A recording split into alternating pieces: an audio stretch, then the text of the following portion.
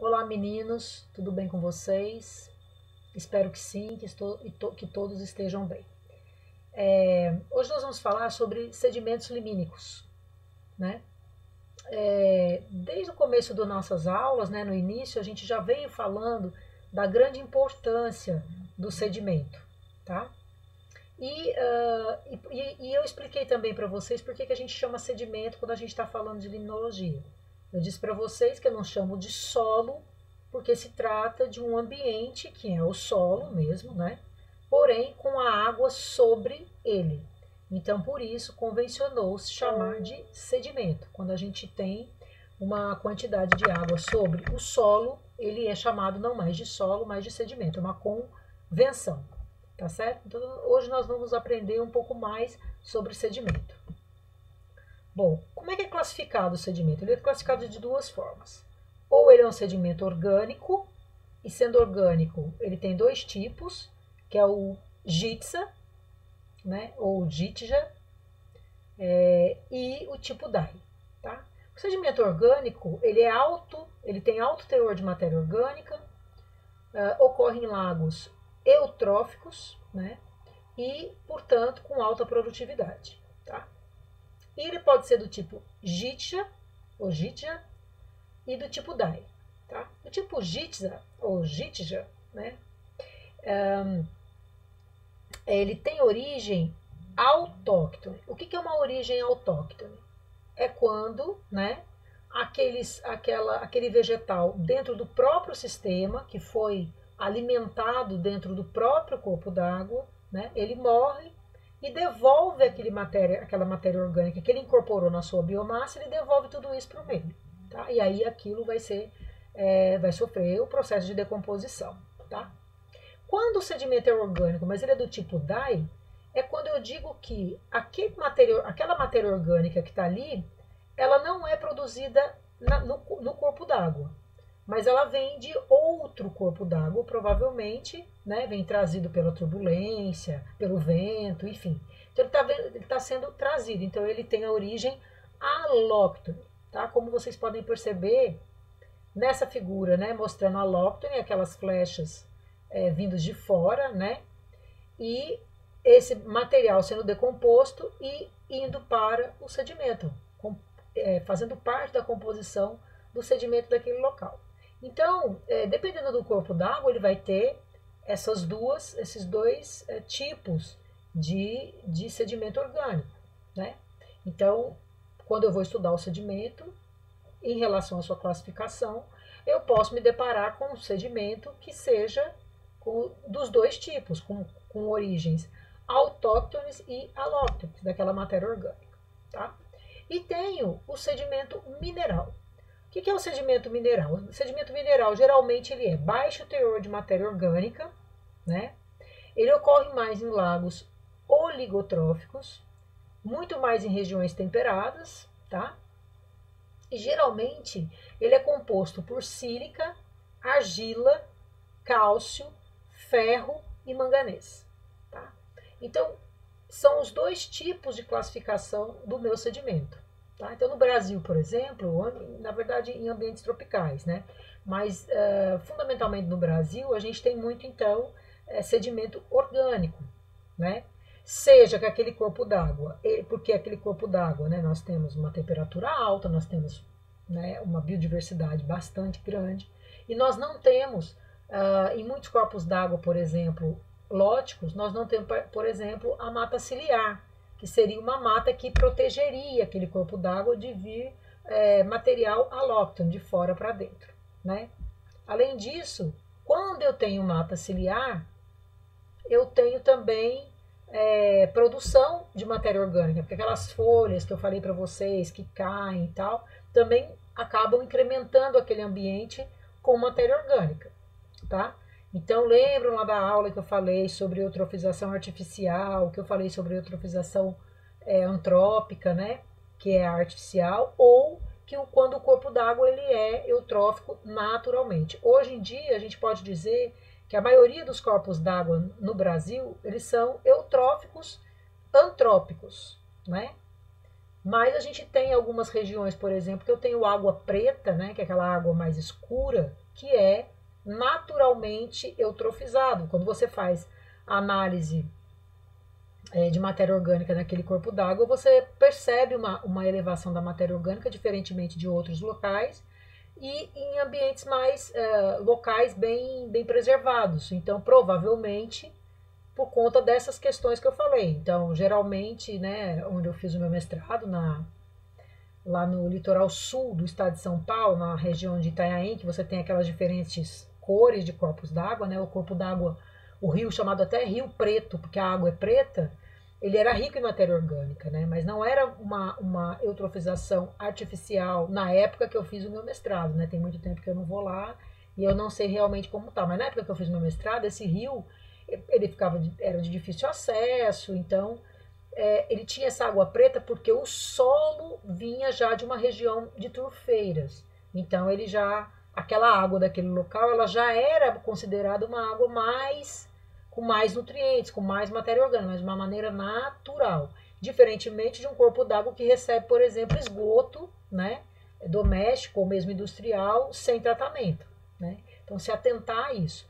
Por isso, novamente, eu falo para vocês da importância em limnologia do uso e ocupação do solo, do uso e ocupação da terra, de você observar em trabalhos de limnologia, observar o entorno, né? Se eu vou trabalhar numa região, né, de cidade e tal, eu preciso saber quais são as fontes, né, de recurso que aquela comunidade, naquela localização, do que eles vivem, né? Se eu chegar em Petrolina, não conheço nada, vou fazer um trabalho aqui. Então, a primeira coisa que eu tenho que analisar é que aqui a fonte de renda mais importante da região vem da agricultura, né?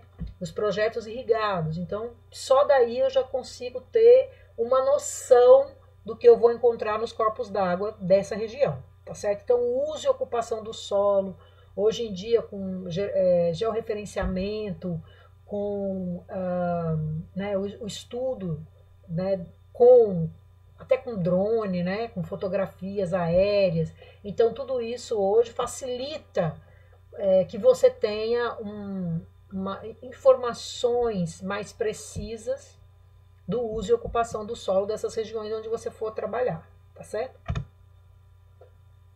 Bom, eu tenho camadas de sedimentos límnicos, tá? Uma camada chamada camada recente e uma camada chamada camada... Eu estou procurando meu óculos, né, gente? E uma camada chamada de camada permanente, tá? A camada recente é aquela camada, o nome já está dizendo, formada recentemente no corpo d'água, né? Com alto teor de matéria orgânica, com condições favoráveis aos micro-organismos, né? Maior densidade de organismos bentônicos, são organismos de fundo, né? E com alta atividade microbiana. Essa é a camada recente, tá? E eu tenho também uma camada permanente. Essa camada permanente, ela é baixo teor, né? Ela tem baixo teor de matéria orgânica e ela possui uma textura mais rígida, tá? Então, essas duas camadas, a camada recente e a camada permanente, são compostas por dois tipos de frações. Uma fração dissolvida e uma fração particulada. A fração dissolvida é igual à produtividade do ecossistema, tá? Que compreende a água intersticial. O que é a água intersticial? Aquela água que fica no interstício, né? No meio, num local de transição, tá? Entre a coluna d'água e o fundo daquele corpo d'água, tá certo? Eu vou mostrar uma figura lá no final que você vai entender o que é essa água intersticial. E é onde há uma grande reserva de nutrientes, chegando a ser de 2 a 5 vezes maior em comparação com a coluna d'água. Fundamental para a produtividade do ecossistema aquático, tá? E a fração particulada, ela é uma fonte de energia para os micro-organismos. Então, essas duas camadas, é importante a gente falar delas, porque quando eu vou fazer um estudo, por exemplo, para saber, né, como é que era aquele corpo d'água há muito tempo atrás, que é o que a gente vai falar agora, né, quando eu vou estudar a paleoliminologia, eu estudo a camada permanente, que é aquela que está sendo formada ao longo do tempo. Então ela vai se sedimentando, sedimentando, sedimentando, e depois, quando eu quero saber como era aquela região, né, que eu vou falar no próximo slide, se ela era uma região mais poluída, menos poluída do que é hoje, quais eram as atividades econômicas que eram realizadas naquele local, eu estudo essa camada permanente, né, que ela vai sendo formada há muito tempo, né, um tempo geológico. E aí nós vamos ver como é que é feito esse estudo, certo? Agora, se eu quero saber há pouco tempo, né, eu posso fazer então um estudo da minha camada recente. Vai depender do objetivo do meu trabalho, mas uma coisa interessante é que no sedimento sempre eu tenho uma quantidade maior de nutrientes do que na coluna d'água. Ah, então como é que essas plantas aquáticas, como é que o fitoplâncton tem acesso, né, a esse nutriente? Quando esse sedimento ele for por algum motivo revolvido. E aí, quando eu revolvo essas camadas, o que estava ali preso, sedimentado, ele é liberado para a coluna d'água e é aproveitado pelos organismos de maneira geral, né? Então, e como é que esse sedimento pode ser revolvido? Pode ser revolvido por atividade antrópica, né? Pode ser revolvido por uma tromba d'água, né? Uma chuva muito forte, então revolve aquele sedimento, certo? Então, todas essas condições faz com que eu, né, coloque à disposição da coluna d'água e dos organismos uma grande quantidade de nutrientes que estava ali no sedimento, né? Então, quando eu vou fazer uma análise da quantidade de nutrientes na água, principalmente com relação a saber se o ambiente é eutrofizado ou não, é interessante que eu faça no sedimento, porque a quantidade real de nutriente daquele local vai estar no sedimento, tá? A água é uma medida importante, mas muito mais importante do que a água é eu estudar o sedimento. Por isso que quando eu faço um trabalho onde eu tenho o estudo do sedimento, o estudo da água e o estudo biológico, né, que a gente também já discutiu nas outras aulas por que o estudo biológico é tão importante, porque eu não posso levar a limnologia como simplesmente físico-química da água, que não é assim. Eu vou ter só um número e não vou saber interpretar aquele resultado. Então, quando eu tenho essas três variáveis, eu tenho um trabalho limnológico completo. Se eu tiver, além disso, um estudo, né, que me dê uma noção do uso e ocupação do solo, então aí o trabalho é totalmente completo em limnologia. E aí você pode traçar um diagnóstico e um prognóstico, e foi aquilo que eu falei daqueles cenários, tá? Bom, o sedimento lacustre, ele pode ser, então, estudado na paleolimnologia, certo? Então, tudo que não for decomposto na coluna d'água, totalmente num lago, né, naquela coluna d'água, vai se acumular no sedimento.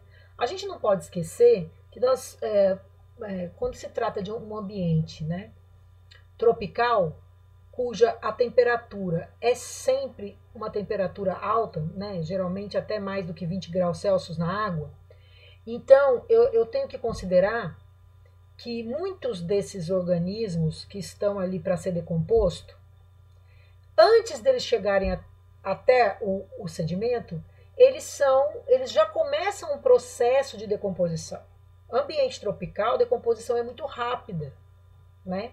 Exatamente pelo aumento da temperatura. Como eu tenho uma temperatura muito alta, eu tenho micro-organismos muito vorazes, né? Esses micro-organismos, que são os decompositores, em ambientes aquáticos, eles funcionam como nos ambientes terrestres, no ambiente tropical, né? Numa região tropical. Então, você tem a decomposição, a ciclagem de nutrientes dentro da água é tão rápida quanto na parte terrestre, né? Então, é claro que na parte terrestre você tem incidência de luz, então você tem uma temperatura até maior. Claro que na parte terrestre vai ser muito mais rápida, mas se você fizer um comparativo, eles são extremamente eficientes também dentro da água, né? Então, muitas vezes, eu posso estar subestimando. Por que isso é importante eu falar? Porque às vezes você está subestimando o valor de nutrientes do sedimento, uma vez que muito já foi decomposto na própria coluna d'água, sem dar tempo dele sedimentar. Né? Por isso que é importante também eu fazer o fósforo, o nitrogênio, né? Todas aquelas formas das aulas anteriores que eu falei para vocês, fazer na água e no sedimento. Por isso que se torna um trabalho completo. Porque depois eu comparo, né? A minha quantidade de fósforo, de nitrogênio, de nitrito, de nitrato, de amônia, tanto na água como no sedimento, e faço a comparação. E aí eu tenho um cenário muito fácil, muito mais fácil de eu poder interpretar, né? Num relatório ambiental, alguma coisa nesse sentido. Tá certo? Então, camadas químicas e biológicas se formam ao longo do tempo, e isso me dá um histórico de paleoliminologia naquele local. Então, quem trabalha com paleoliminologia retira o material, né, vai retirar o material em camadas, então faz perfis verticais em camadas, né, e amostras de diferentes profundidades e idades de formação. Então, ele vai pegar tanto a camada recente como a camada permanente.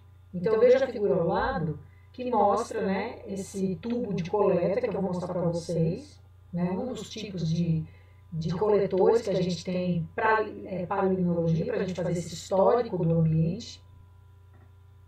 Então, mostrando um lago lá em cima, sendo, naquele sedimento, sendo retiradas essas amostras, 1, 2, 3, 4 amostras, né? Leva para o laboratório essa amostra e aí processa esses resultados e vê. Eu vejo zooplâncton, eu vejo fitoplâncton e vejo das camadas mais profundas e as mais recentes e faço a comparação. E a partir daí eu tenho, né, como identificar sucessão vegetal aquática, então espécies que existiam naquele local pararam de existir e entraram em extinção. Então eu procuro uma listagem de espécies que entraram em extinção, né, de angiospermas aquáticas, principalmente, que não se vê mais.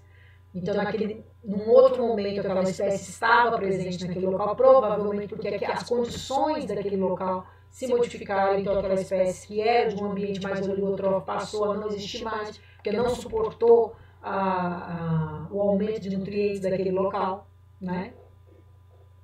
Variação de nível de água em função das alterações paleolimnológicas, ou seja,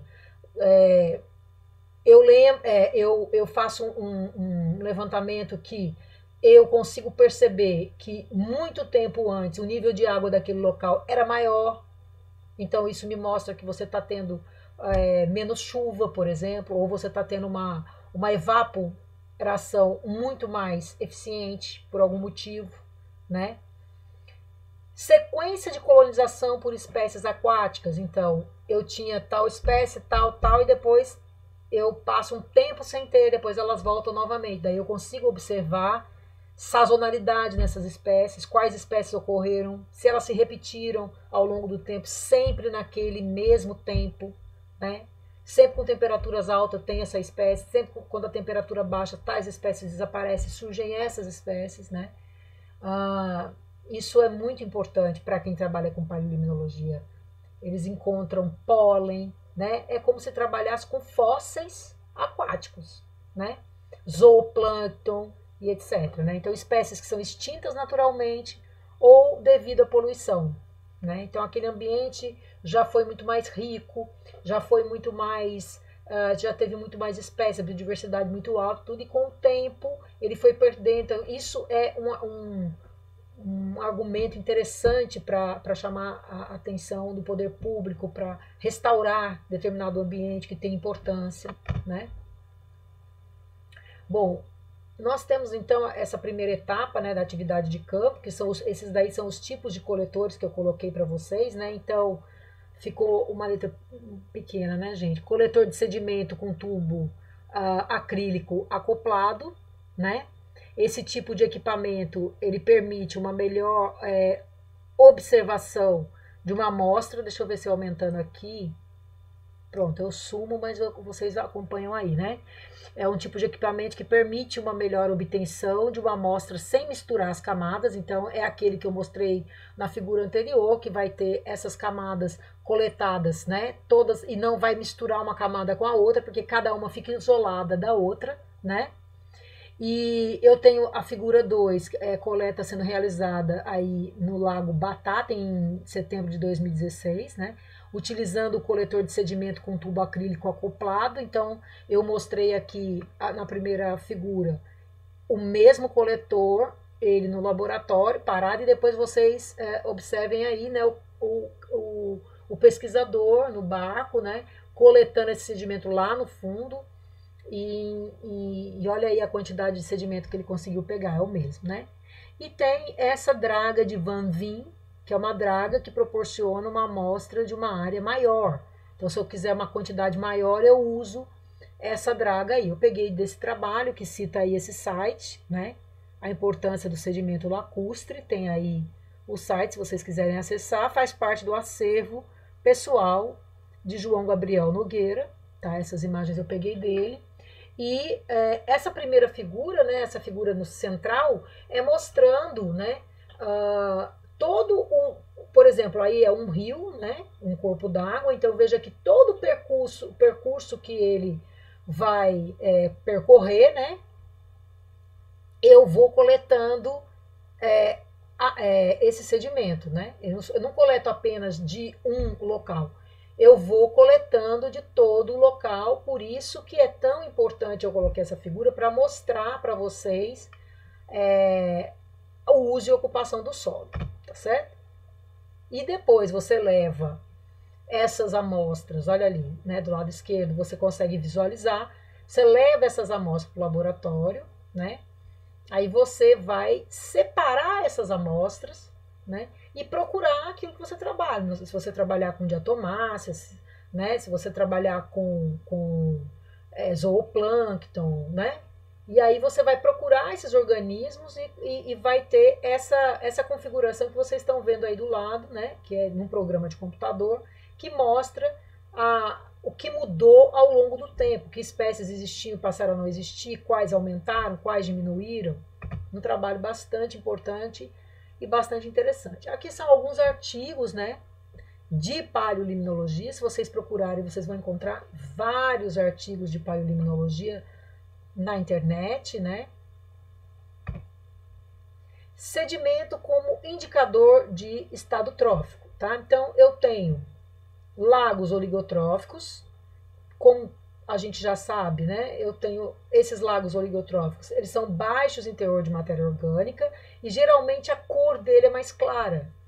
Em comparação com os lagos eutróficos, que vão ter uma matéria orgânica em maior quantidade e uma cor mais escura, né? Então, quando eu observo apenas, né, o sedimento, eu consigo já detectar que tipo de local eu já estou estudando só pela cor daquele sedimento. É óbvio que você vai ter que fazer as análises, né? E também o sedimento é importante como indicador do nível de poluição daquele ecossistema. E aí eu posso fazer trabalhos com elementos traço, né? Com cobre, com cádmio, com cromo, com zinco, né? Vejam que a acumulação de compostos orgânicos, como inseticidas, herbicidas, inorgânicos, como elementos traço, revela o despejo no corpo d'água, que nem sempre pode ser identificado numa análise de água. Às vezes, a análise de água já aconteceu com um aluno meu, a gente fez uma coleta de água e o equipamento utilizado para detectar o elemento traço não foi capaz de detectar, provavelmente porque está em pequena quantidade. Óbvio, porque muitos desses elementos traços, eles vão diretamente para o sedimento e só vão ser disponibilizados na coluna d'água uma vez que o sedimento seja revolvido. Então, muitas vezes a gente acha que a quantidade de metal pesado, né, de elemento traço, está diminuída, mas na verdade não está, né? Ela está com uma grande quantidade. Porém, a gente não detecta porque a gente está fazendo as análises na água. Mas quando a gente vai para o sedimento e faz aquela comparação que eu falei para vocês, a gente acaba detectando, sim, uma grande quantidade de elemento traço. Vejam aí que eu dei algumas concentrações de elemento traço na água, né? É um rio chamado Rio Elbe, na Alemanha, é um trabalho de 1974, né? Então vocês podem ver a quantidade que tem do elemento traço na água, né? Cádmio, eu tenho 1 na água, né, partes por bilhão, e eu tenho 30 no sedimento, partes por bilhão. Chumbo, eu tenho 5 na água, partes por bilhão, enquanto eu tenho 570 partes por milhão no sedimento. Tá? Então, o cobre, né, eu tenho 15 na água contra 600 no sedimento. O cromo, eu tenho 10 na água contra 500 no sedimento, muito superior. Né? Zinco, eu tenho 150 na água contra 1.200 partes por milhão no sedimento. Então, vocês podem perceber que eu posso estar subestimando, se eu faço só uma análise de água, num corpo d'água, eu posso estar subestimando a quantidade real de metal pesado que tem naquele local. Então, por isso, é tão importante que eu complemente os meus resultados e possa compará-los, né, entre água e sedimento. Tá bom? O sedimento também, ele é muito importante na dinâmica de nutrientes. Então, o sedimento, ele aumenta a concentração o aumento da concentração de nutrientes, né? Aumenta também as taxas de liberação de nutrientes, né? Onde ocorre a parte inferior e encontra-se em baixas concentrações de nutrientes, que eu vou mostrar a figura para vocês entenderem melhor. A concentração de oxigênio também vai influenciar principalmente aquela região anóxica, né, que a gente fala lá do hipolímino, que a gente falou nas aulas passadas, né, que influencia também esse oxigênio o potencial de óxido-redução no sedimento. Vocês se lembram, né, que aquela parte mais profunda do sedimento era a região onde eu tinha mais micro-organismos e era a região onde eu tinha mais decomposição, e era uma região onde não tinha praticamente oxigênio. Lembrando, né, daqueles gráficos iniciais, quando eu mostro aquela estratificação, que lá em cima, né, na coluna d'água, na parte mais eufótica, onde eu tenho os organismos produtores, lá eu tenho uma quantidade de oxigênio muito superior conforme eu vou chegando no fundo e próximo ao sedimento, onde eu vou diminuindo a quantidade de oxigênio, exatamente porque aquele oxigênio está sendo utilizado para degradação da matéria orgânica. Né? Então, sedimentos de lagos tropicais são diferentes de sedimentos de lagos temperados, óbvio, exatamente pelo que eu falei no início da aula. Né? Sedimentos de lagos tropicais, eles vão ser mais ricos em matéria orgânica, porém, nem sempre eles vão refletir a produção do sistema. Olha aí, eu coloquei importante. Por quê? Como eu falei para vocês no início da aula, porque eu vou ter, né, dado a minha alta temperatura, eu vou ter ali uma degradação, uma ciclagem de nutrientes que já começa na própria coluna d'água, mesmo antes dessa matéria orgânica atingir o sedimento, e sim, aí lá ocorrer todo o processo de decomposição. Então, já na coluna d'água isso já vai acontecer. Tá? Então, olha lá, lagos tropicais eu tenho rápida decomposição de matéria orgânica, lagos, eu coloquei só lagos tropicais, não preciso nem colocar lagos temperados, porque lagos temperados vai ser exatamente tudo ao contrário do que eu estou falando dos lagos tropicais. Então, quando eu falo que lagos tropicais possuem rápida decomposição de matéria orgânica, eu estou falando que lagos temperados possuem uma decomposição mais lenta, porque eu tenho períodos em lagos temperados, em alguns, né, lagos temperados, que a temperatura cai muito e chega até a nevar. Né? Então, eu não vou ter essa decomposição tão eficiente. Né? Altos valores de temperatura nos lagos tropicais, então nos lagos temperados ao contrário. Lagos tropicais, aí tem um erro, eu coloquei lagos profundos, é justamente ao contrário. Lagos tropicais são mais rasos. Peço desculpa que aí tem um erro, tá? Enquanto que lagos temperados são muito mais profundos. Tá? Lagos tropicais são mais rasos. E turbulência em lagos tropicais, porque venta, então eu vou ter turbulência, eu vou ter velocidade de correnteza, coisa que em ambientes temperados isso nem sempre ocorre. né? E a partir dessa turbulência de lagos que ocorre nos lagos tropicais, é quando eu falo para vocês que eu tenho a ressuspensão, né, da água para a coluna d'água. E aí a disponibilização de todo aquele material, principalmente e também, né, os elementos traço e fósforo e nitrogênio, vão ser disponibilizados para a coluna d'água e vão favorecer o crescimento e o desenvolvimento de mais fitoplâncton, de cianobactérias, de macrófitas aquáticas. Então, bastou essa ressuspensão, né, do sedimento para que ele seja todo disponibilizado. Tudo que ficou ali armazenado seja tudo disponibilizado para a coluna d'água. Tá certo? E aqui a dinâmica de íons e metais em sedimentos na coluna d'água, né, sob condições aeróbicas. Então vocês podem ver aí nessa figura, né, é um corte, né, aquela figura tradicional que a gente estava sempre estudando em limnologia, que é a figura de um lago, né, a representação esquemática de um lago, mostrando o oxigênio diminuindo conforme vai chegando mais ao fundo, né? Aí nós fizemos um corte ali, né, naquela região do sedimento, e aí ampliamos o sedimento e mostramos aí, então, as camadas, né? Então eu tenho uma camada, né, que é do sedimento, porém ela está mais em contato mais com a coluna d'água. É uma camada que faz parte do sedimento, mas ela fica na região intersticial.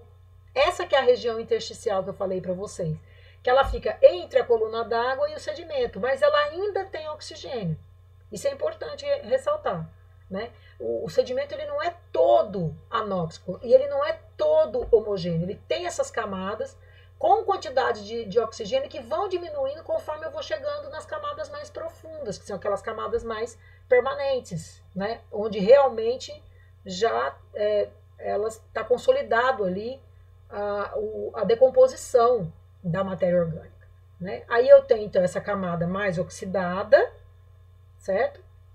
Eu já estou no hipolímeno, tá? Por isso está ali, coluna d'água e hipolímeno. É a coluna d'água dessa água intersticial, que fica entre esse sedimento mais da camada mais recente. Daí eu tenho essa camada oxidada, tenho uma camada de transição, que é o número 3, né? E tenho uma camada reduzida, né? Que é aquele negócio da oxidação, óxido-redução, né? Então, essa camada reduzida, nessa camada reduzida, eu vou ter produção, né, de metano, eu vou ter mau cheiro, né, nesse ambiente. Quanto mais quantidade de matéria orgânica e mais decomposição, mais produção de metano, gás sulfúrico, né, vai ser produzido. Gás sulfídrico, desculpa, gente, gás sulfídrico vai ser produzido nesse ambiente, né? E eu vou ter, né, para essa região, eu vou ter muito micro-organismo, mas eu não vou ter mais fitoplâncton. Até porque eu estou tendo um local mais profundo com menos entrada de luz, né? Então, pouco oxigênio, então eu vou ter praticamente um número 4, 5 e o número 2, né? A migração, o número 2 está mostrando a migração desse sedimento direto, né, do que é produzido lá em cima, né, do que vai ser decomposto diretamente caindo para o sedimento, é o número 2, certo? O número 4 está me mostrando a migração para a camada reduzida do sedimento. Então, essa quantidade de matéria orgânica indo diretamente para essa camada onde você vai ter redução, né? Exatamente porque não tem oxigênio. E o número 5, que mostra a precipitação de formas altamente insolúveis, como, por exemplo, o sulfato de ferro, certo? Que aí ele vai se decompor, vai ficar ali e vai ressuspender a partir do momento que essa matéria orgânica, né, que ficou acumulada no fundo, venha para a coluna d'água e aí vai ser utilizada pelos organismos. Então, o que eu quero dizer, gente, eu aparecendo novamente, espero que tenha dado certo isso, né, para poder aumentar aqui a tela, porque realmente eu não consegui aumentar a tela Deve ter algum artifício aqui no OBS para aumentar essa tela e eu não consegui aumentar de jeito nenhum, porque quando eu aumento eu me diminuo, né? Acaba não aparecendo a minha pessoa. Então, vejam que o sedimento, para ser estudado e para que ele seja realmente eficiente nos meus resultados, é interessante eu entender essas duas camadas, né? A mais recente e aquela permanente, certo? É importante que eu entenda também que muitas substâncias elas ficam armazenadas lá embaixo no sedimento anóxico, né? Ela fica lá e só vai ser disponibilizada para a coluna d'água quando eu tiver condições, né, de ressuspender, quando esse material orgânico lá embaixo for revolvido e for disponibilizado para a coluna d'água. Uma coisa interessante da gente observar, como elemento traço, por exemplo, o cobre é desculpa, o cobre não, o cromo. O cromo é um exemplo típico disso. Quando ele entra no sistema aquático, né, vindo de indústrias, por exemplo, como curtumes, por exemplo, ele entra e vai diretamente para o sedimento, né? E ele entra de uma determinada forma que não é tóxica. Mas, a partir do momento que ele é disponibilizado para a água, né, ele se torna uma forma altamente tóxica, altamente degradante do ecossistema aquático, né, que é a forma cancerígena. Então muitas substâncias ficam armazenadas no sedimento e não ficam disponibilizadas diretamente na coluna d'água. Por isso que quando eu faço análise da coluna d'água, muitas vezes eu não tenho aquela quantidade que eu esperava, né? Eu fiz com um aluno meu análise de elementos traço e deram baixo o valor, como eu falei para vocês, né? Não detectável, deram não detectável, mesmo em regiões que a gente sabe que tem influência da própria aquicultura, né? E também influência das plantações, né? De agrotóxicos que são liberados na água. E que muito provavelmente, né, se eu fizesse análise do sedimento daquele local, muito provavelmente eu teria uma noção muito melhor do que tem sendo disponibilizado naquele corpo d'água, tá? Então, por isso é tão importante se fazer análise do sedimento. O sedimento me dá todas essas informações que eu acabei de falar para vocês, tá certo? Espero que vocês tenham gostado dessa aula de sedimentos. Ela é bem curtinha mesmo, mas ela é bastante importante que a gente tenha essa noção de como o sedimento se comporta. E também dizer a vocês que o sedimento, ele também, as mesmas análises que eu faço na água, eu sou capaz também de fazer no sedimento, as mesmas análises. Então eu tenho como fazer todas aquelas análises físico-químicas que a gente viu para a água, eu faço também para o sedimento, e além disso eu faço a parte de granulometria, né? Que se vocês observarem naquela tabela que eu disponibilizei para vocês, com todas as variáveis que a gente tem que ter quando a gente vai analisar um banco de dados em limnologia, se vocês observarem ali, vocês irão notar que tem a granulometria, né? Então, tudo isso é importante que eu saiba antes de começar a fazer um trabalho, né? Antes de eu começar a fazer um trabalho. E, por exemplo, se eu for trabalhar num determinado local e você tiver que apresentar, por exemplo, um orçamento, eu sempre falo isso para vocês, né? Eu tenho que apresentar um orçamento e o orçamento é bem restrito, ou então eu estou disputando com um outro grupo, uma outra empresa de consultoria ambiental que vai também apresentar um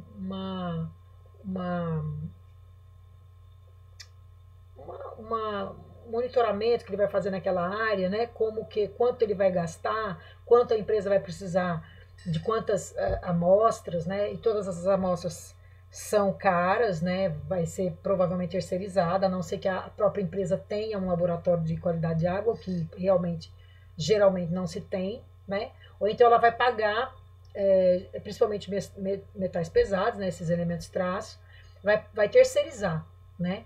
Então ela pede duas propostas. Então a proposta 1, a proposta A e B, né? E você está numa dessas propostas. O seu orçamento está restrito. Obviamente que se você fizer a mesma, né? Se você apresentar um trabalho bem conduzido num corpo d'água, gastando menos do que a outra proposta, provavelmente a sua proposta será aprovada e a outra será eliminada, né? E o contrário também é verdadeiro. Então, o que a gente precisa ter em mente, né? É a construção do que é importante num trabalho de limnologia. Se eu tenho um orçamento restrito, análises de sedimentos são caras, são mais caras do que da água. Porém, as análises de sedimento podem me dar informações muito mais precisas do que na água, tá? Então, se eu tenho um orçamento restrito, eu faço algumas análises de água e eu priorizo as minhas análises de sedimento. E aí eu peço, por exemplo, metal pesado no sedimento e não metal pesado na água, por exemplo. E isso olha o que eu estou dizendo para vocês, se eu tenho uma restrição orçamentária para fazer um determinado trabalho, tá? Você tem que ficar dentro de um valor, às vezes a própria empresa te passa, olha, tem que ficar dentro de um valor que vai entre tanto e tanto, né? Então, aí, né, ou se você está concorrendo a uma licitação, né? Então, é muito importante a gente entender, dentro de limnologia e de todas as áreas, né, como eu vou obter resultados gastando menos. Então, essa é uma dica bastante interessante para vocês. Eu faço algumas análises de água, mas, por exemplo, metal pesado, se for uma variável muito importante dentro de um trabalho de limnologia, é mais importante eu fazer no sedimento, porque eu não vou estar subestimando os meus dados. Eu provavelmente vou estar subestimando na água, mas se eu fizer no sedimento, provavelmente vai detectar. Então, depende também muito do objetivo do seu trabalho, ok? Então, pessoal, era isso que eu queria falar para vocês. Nessa aula de sedimento é uma aula bastante curta, mas muito importante, tá bom? Um abraço e boa noite para todos.